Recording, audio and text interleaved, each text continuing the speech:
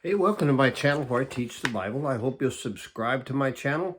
Hope you'll hit the bell and make comments, give me thumbs up, help me get this out to more people, and that all helps the algorithm. I called this little message, Weeds in the Kingdom. It's from Matthew 13:24 through 30. Great parable from Jesus. Yeah, I have been a serious Christ follower for over 50 years now. It's the biggest deal in my life.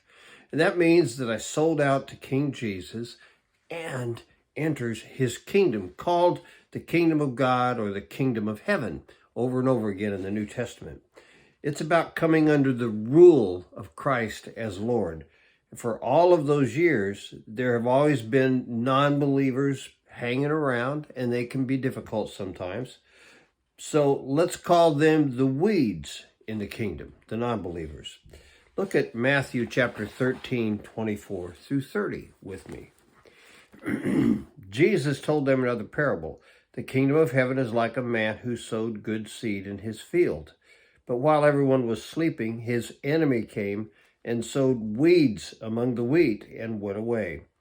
When the wheat sprouted and formed heads, then the weeds also appeared. The owner's servant came to him and said, "Sir, didn't you sow good seed in your field? Where then did the weeds come from?" "An enemy did this," he replied. The servants asked him, "Do you want us to go and pull them up?" "No," he answered, "because while you're pulling the weeds, you may root up the wheat with them. Let them both grow together until the harvest. At that time, I will tell the harvesters, first collect the weeds and tie them in bundles to be burned, then gather the wheat and bring it into my barn." The words of Jesus, a parable of Jesus. We need to understand, 5 points from this parable about weeds in the kingdom of heaven. First, the wheat is the believer, or as I kind of prefer to call him, the Christ follower. I think that does a really good definition on the Christ followers. That's what we should be. The good seed takes root, and the gospel bears fruit, resulting in a person who follows Christ. He is the wheat that was planted in the field. Second, the weeds are unbelievers or people who have not received Christ as Lord.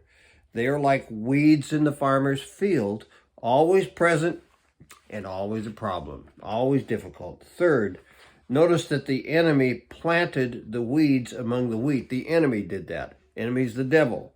There is a spiritual battle going on all the time. That enemy, again, it's Satan.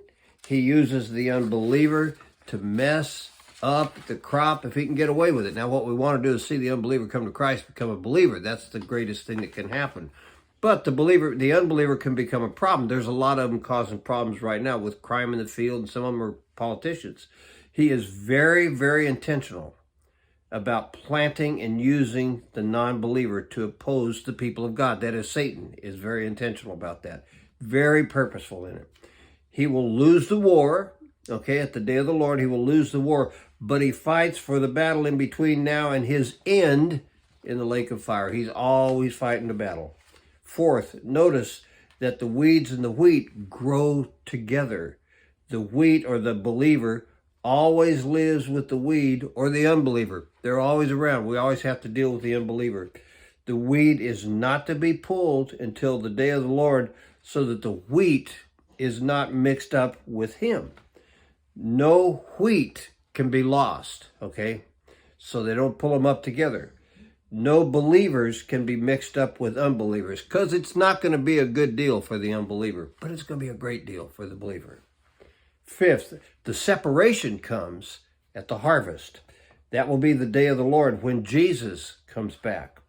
The harvesters, which are angels sent out, says in other places, will collect the weeds and then put them in bundles, listen to what it says, to be burned. That is the judgment of the lake of fire with the enemy, Satan, at the end of time, at the day of the Lord. Then the wheat, the Christ follower, will be brought into the barn or taken to be with the Lord in his heavenly kingdom of God. That's what happens to the believer. The weeds lose and the wheat wins. be the wheat.